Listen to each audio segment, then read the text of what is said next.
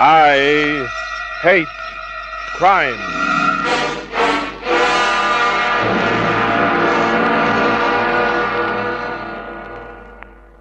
It was a narrow city lane with coffee joints, shops selling costume, jewelry, dresses, handbags, and antique furniture. The guy was coming in my direction. He went from one side of the street to the other like a football player with a hangover. A drunk, I figured. Till I saw what had happened to the front of him. That's when he fell practically on my toes. I bent, turned him over. Somebody had slashed at him without any great finesse. This fellow was beyond help. He was trying to say something. Face twisted with pain. He was doing his best to force words through his throat. I leaned closer, kneeling. Maybe he got the idea that I wanted to help him. Anyhow, words came. Money.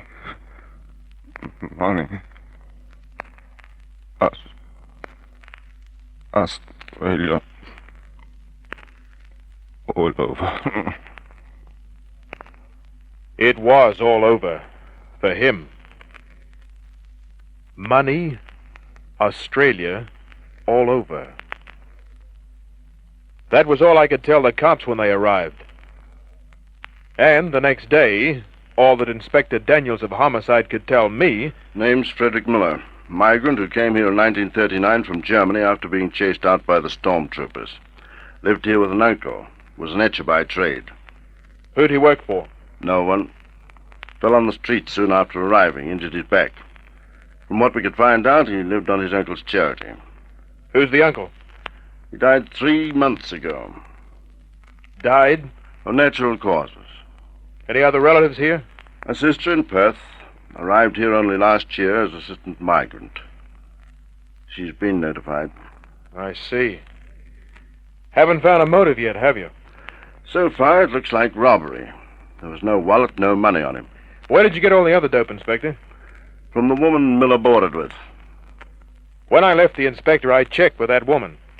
Why? Well, I hate crime, and a crime had been committed almost at my feet. The old girl's name was Kilkenny, and she added a bit more to the inspector's information. When Miller's uncle had died, he'd left him a few £100. Miller had been a perfect boarder. Quiet, paid on time, stayed in his room, except for meals. Had no friends that Mrs. Kilkenny knew of. Next move was to get the address of Miller's sister. Then I wrote her a letter, asked if she might have any information. Coming.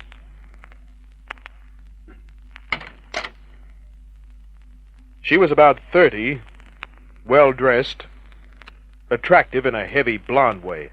I'm Elsa Miller. Oh.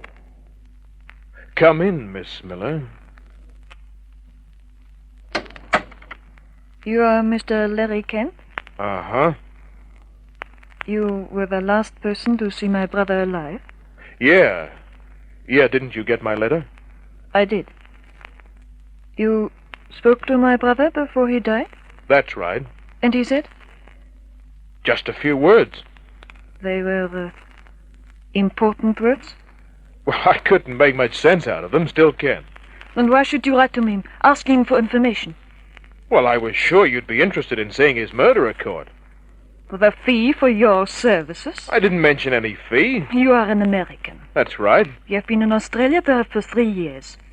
In that time you have built up a great reputation for cleverness. So? So, Mr. Kent, I've assumed that you do not go out of your way for just nothing. Your brother died inches away from me. He tried to say something. My curiosity was aroused. Just your curiosity? What are you getting at? Exactly. What did my brother say to you, Mr. Kent? Look, he said 4 words. The first was repeated. It was money. The other 3 were Australia and all over. And you know what those words mean, don't you? Not the way he said them. Mr. Kent, I will be frank and to the point with you. Yeah, that might be a good idea. I thought I detected undertones in your letter. Okay, what did you read between the lines? Perhaps a proposition? Of what kind? A deal we could make to our mutual profit. Look, you're talking a different language, Miss Miller. You wanted to know just how much I knew about my brother, didn't you? I still do. But why? Look, it's like I told you in the letter. When you look for the killer of a man, you go through his list of enemies. You could also go through the list for another reason. Not blackmail. Let us not play games. If you know what I mean, please say so. Maybe you'd better tell me what you mean. I have facts, Mr. Kent. If you want to make a deal for those facts, please come into the open. I want to find your brother's killer. That's all. If that is all, which I doubt, I'm wasting my time. If it is not, we can talk later. I'm staying at the Epix Hotel. You can ring me there. She left. Before she'd arrived, I'd practically given up the case as a dead-end, stupid killing. The easiest one to get away with, by the way. But now I was really interested. I figured I'd give the Miller dame about 24 hours, then call and try to feel her out. The next afternoon at 5:15, I was in the office when the police department walked in. He was wearing a heavy professional frown. Been here all day, Kent? I took time out for lunch, Inspector. Why? See this piece of paper? Yeah. See what's written on top? Yeah. And beneath it? Mm-hmm. My office and home address and both phone numbers. Recognize the handwriting? Why should I? Elsa Miller wrote it. Elsa Miller? It was in her purse. What's happened to her? The same thing that happened to her brother. Knife? Yeah, in her hotel room. Well... What do you know about it? I told him everything. He listened. Then he started shooting questions. Why did she go to you? I don't know, Inspector. She came all the way from Perth. Why? I just told you exactly what happened. You figure it out. That's what you get paid for. If you're holding something back, Kent... I said I wasn't. Not once, but 10 or 12 times. Finally, he got tired of asking, went to the door, threw back a reminder. We'll be calling on you again, Kent. You're always welcome, sweetheart. Don't call me sweetheart! Hey, watch the glass in that door! Public servants. No sense of humor. But I could see his point.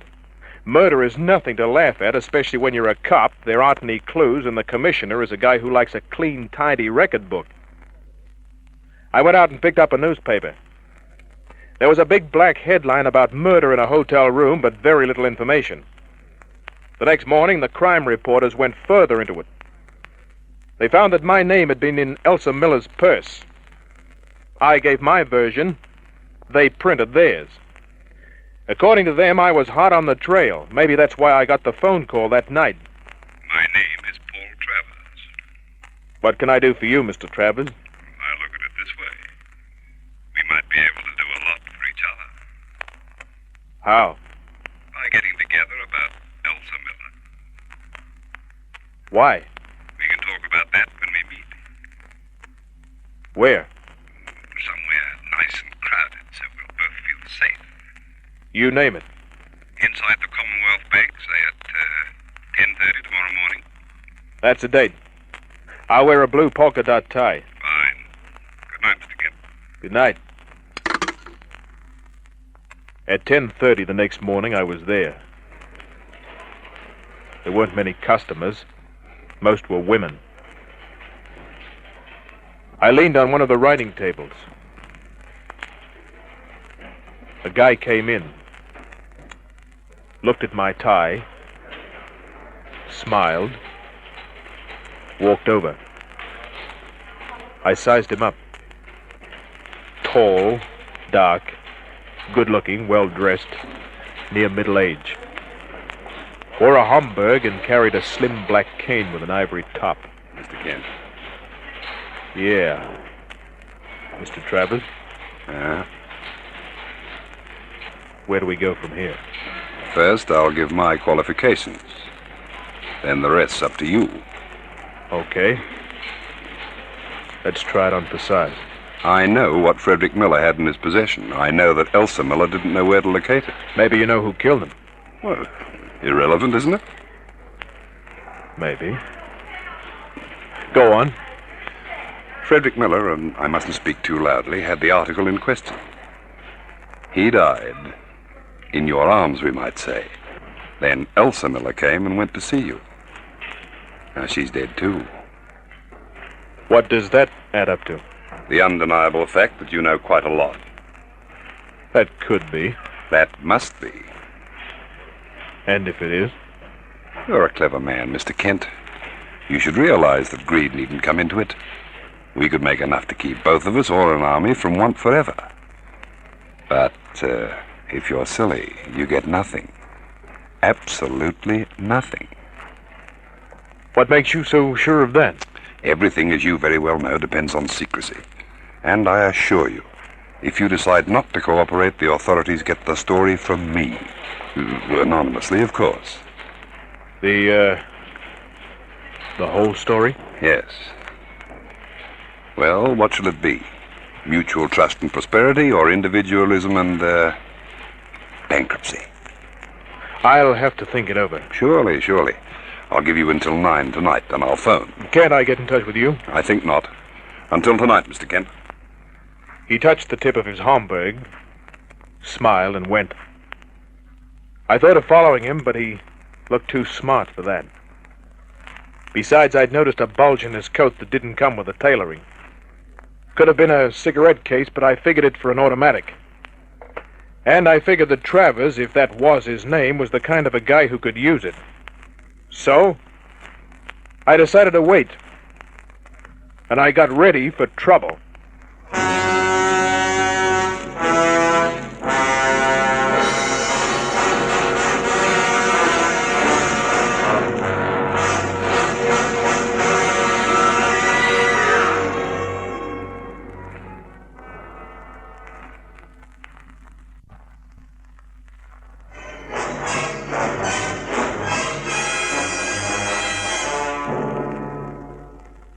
I'd noticed more than the bulge of the automatic in Travers' pocket. I'd gone to the bank from my office, and outside the building there'd been a redhead who took a quick look at me, then turned away, but who'd followed me to the bank. On the way back to the office, I didn't spot her. But I wasn't surprised when I saw a streamlined silhouette against the frosted glass. Good morning. And there she was. Flaming red hair, green eyes, wide, full lips. 5'7" of first-class real estate with highly distinctive landmarks. I asked her to sit down. She did. My name's Beatrice. There's no reason why you should know my surname. But there must be a reason why you're so interested in me, huh? Well, you saw me follow you, didn't you? That's right. No matter. I was going to tell you anyway. Maybe you'll tell me a lot more. That depends on which side you're on. What are the names of the teams? Travers represents one of them. Travers? The man you met at the bank. What about him? What about you? What about you? I'm in the other team. Against Travers? Yes. Does he know? He'll know when he hears my surname. What will that mean to him? It'll mean that the money will be worthless. Money? It'll never get into circulation. Why come and tell me that? It should be obvious. You're either on one side or the other. Maybe if you made the whole thing clearer, we could come to some kind of an arrangement. All right. But let me point out to you that my hand is in my purse. And it's wrapped round a gun. That's very interesting. I don't want to shoot.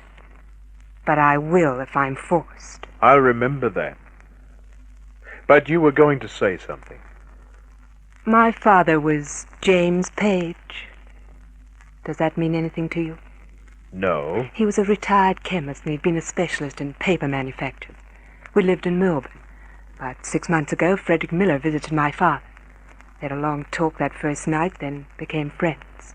So? For a few months, my father spent most of each day in the garage where he'd set up a sort of laboratory. Then, with his own machinery, he began making sheets of paper. And? He wouldn't tell me what he was doing, but one day a utility truck came to the garage. When it left, it carried a load of paper. Why? You should know that, Mr. Kent. My father made specially treated paper. Frederick Miller was an etcher. Both were murdered. Your father, too? Yes. But as in the case of Miller, he didn't die immediately. He lived just long enough to tell me about Miller and another man who called himself Travers. I got the picture. A chemist, an etcher, paper, metal plates, counterfeit money. 2 of the men involved killed, then the sister of one. And Travers hovering around. Why? She gave me the answer. You know where the plates are, don't you? The plates. Elsa Miller had known about the plates, had thought I had them. Travers was looking for them, but the redhead... I wasn't sure of her angle. You do know where they are. Suppose I do. Then you either destroy them or I take action. What kind of action? The police. Destroy them, huh? I don't think Travers will like that. And you won't like it if you work with Travers. Oh? Why not? Because of what my father told me. Which was? Plates are perfect, and the paper, too, will pass all the usual inspections. The usual ones? There's one way to tell that the bills are counterfeit. How? You fold one in the middle, then pull the end sharply, and the bill tears in half. Oh? So you see, Mr. Kent, the authorities will be glad to know my little secret. Then why don't you go to them, huh? I don't want my father's name dragged through the mud. You think I might help you, huh? I'm giving you an ultimatum. Either you help me destroy the plates, or I go to the police. Put the gun away, Beatrice. Not until I'm sure. So I told her. And she believed me. But there was the jackpot question. If Travers doesn't have the plates, where are they? I wanted to know the answer to that, too, but I couldn't get it. Then she came up with the way out. The paper. Travers must have that. But the paper is useless without the plates. And vice versa. The paper was made for the plates. Don't you see? If one's destroyed, the other's worthless. So, if you could find out about the paper. I figured I could. I told her about the phone call I was to get from Travers that night. Then I sent her home and devoted the rest of the day to some snooping around. At 9, I was there in my apartment waiting.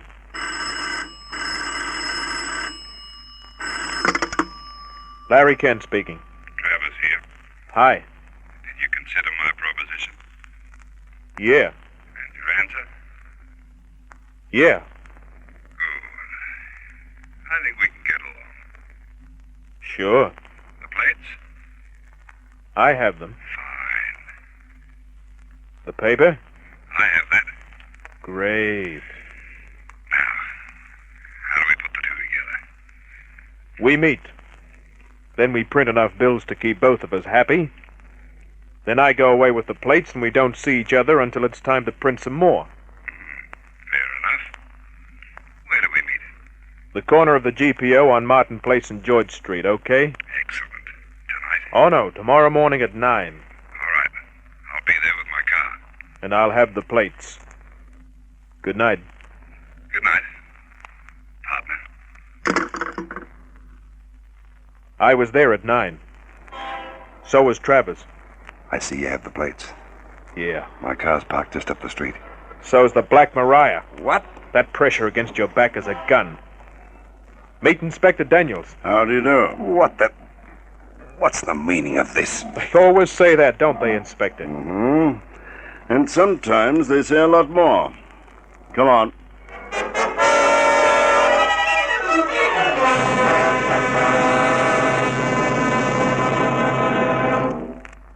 Travers did say a lot more. He gave us his address out in the suburbs.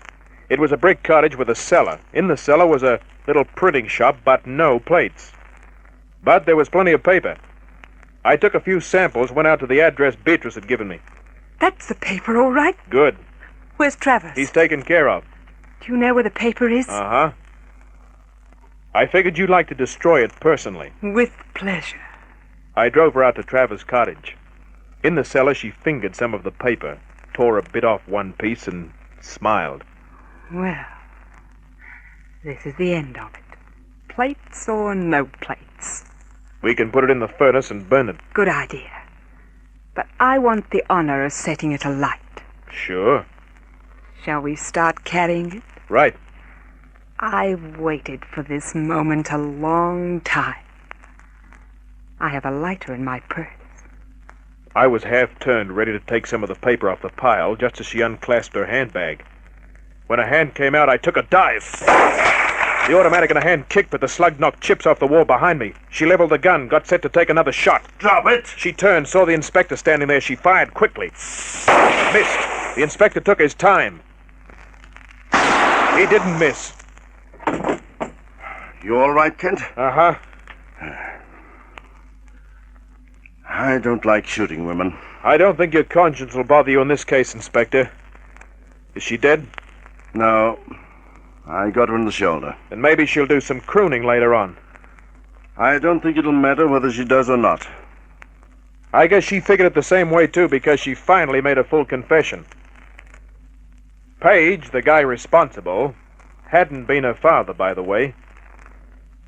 That was part of the checking I'd done the day before with the help of the police department. Then, who was she? She was, or had been, Miller's girlfriend, or so he'd thought. She showed him that was a fallacy when she knifed him. She'd knifed Page, too, and Elsa Miller. Why? They all knew about the counterfeiting process. Which she wanted all for herself. Travers? I intended to kill him when I got my hands on the paper. Then with me stretched out, too, nobody would have known, huh? Exactly. And there we have it. The plates. Beatrice had them all the while. All she'd wanted was the paper. They were lovely plates, every bit as good as the ones the government uses for turning out legitimate blue notes. A real work of art. You know, I like things that are well turned out. Which is why you'll find me at the corner of the GPO on most windy afternoons, watching the dames go by. Good night.